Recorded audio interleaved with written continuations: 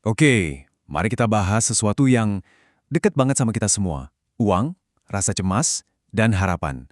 Tiga hal ini tuh sering banget kan ya, muter-muter di kepala kita. Apalagi kalau kondisi lagi nggak menentu.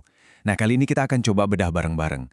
Gimana cara kita melihat uang itu bisa banget mengubahnya dari sumber ketakutan jadi sumber kekuatan. Pernah nggak sih ngerasa gini? Di saat-saat sulit, uang yang harusnya jadi penyelamat, malah berasa kayak ancaman yang ngejar-ngejar. Setiap pemasukan dihitung dengan was-was, dan setiap pengeluaran rasanya kayak kehilangan sesuatu yang besar banget. Bikin nggak tenang kan? Nah, ternyata disinilah letak kuncinya. Bukan uangnya itu sendiri, tapi gimana cara kita memperlakukan uang, itulah yang nentuin segalanya. Jadi pertanyaannya, uang ini mau kita jadiin monster yang bikin kita cemas tiap malam, atau mau kita jadiin lentera yang nunjukin jalan ke depan? Oke, jadi gimana dong caranya? Kuncinya ternyata bukan soal seberapa tebel dompet kita, sama sekali bukan. Tapi, ini semua soal geseran kecil di kepala kita. Sebuah pergeseran sikap mental kita terhadap uang.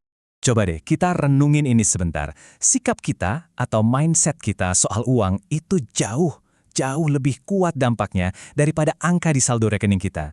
Jadi masalahnya itu bukan di nominalnya, tapi di cerita apa yang kita bisikin terus-terusan ke diri kita sendiri tentang uang itu.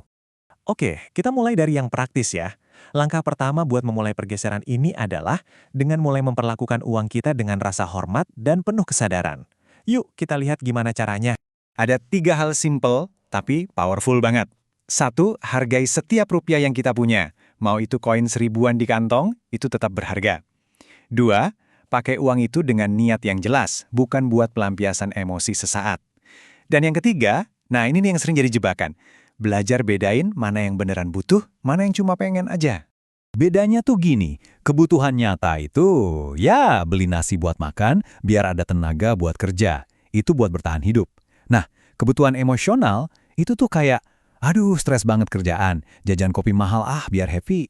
Dua-duanya emang keluar duit, tapi yang satu buat hidup, yang satu lagi cuma obat penenang sementara.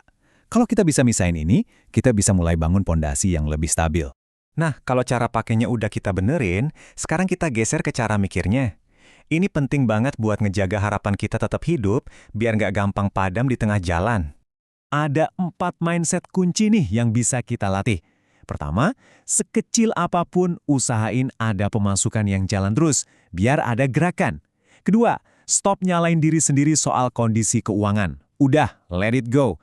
Ketiga, pakai uang buat hidup, bukan buat gaya hidup atau buat nunjukin ke orang lain. Dan yang terakhir, ini wajib. Sisihin walau cuma 1.000 perak buat masa depan. Kenapa sih pemasukan kecil tapi konsisten itu penting banget? Ini tuh ibaratnya kayak ngelihat air netes terus ke dalam ember. Pelan sih, tapi kan ngisi. Otak kita ngelihat itu sebagai sinyal.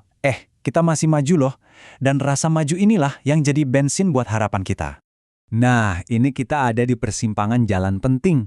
Kita mau pakai uang sebagai apa? Sebagai alat buat survive atau alat buat ngebuktiin sesuatu? Kalau buat survive, keputusan kita bakal jujur dan membumi. Apa sih yang beneran kita butuhin? Tapi kalau buat pamer, wah siap-siap aja capek ngejar ekspektasi orang yang nggak ada habisnya. Konsep ini keren banget sih, menabung simbolis. Intinya bukan di jumlahnya, tapi di tindakannya itu sendiri. Pas kita nyisihin uang, seiprit pun, itu kayak kita lagi bilang ke diri sendiri dan ke alam semesta, gue percaya besok masih ada hari. Itu tindakan menanam harapan, beneran. Jadi, kalau semua pergeseran mental ini kita lakuin, apa yang terjadi? Uang itu transformasinya luar biasa. Dari yang tadinya nakut-nakutin, sekarang dia jadi sahabat yang ngebantu kita berdiri. Jadi alat pendukung, bukan sumber ketakutan. Dengan sikap yang sadar ini, uang berubah fungsi. Dari yang tadinya ancaman, dia jadi alat buat bertahan hidup. Dari yang tadinya sumber cemas, dia jadi sinyal bahwa harapan itu ada. Dan pada akhirnya, dia jadi sistem pendukung yang kokoh buat hidup kita. Dan kalau ditarik kesimpulannya, sebenarnya sederhana banget. Harapan itu lahirnya bukan pas kita punya banyak uang, tapi justru lahir dari cara kita memperlakukan apapun yang kita punya sekarang, sekecil apapun itu, dengan bijaksana dan jujur. Sebagai pengingat terakhir buat kita semua, uang kita mungkin ada batasnya, itu fakta. Tapi harapan kita nggak ada batasnya.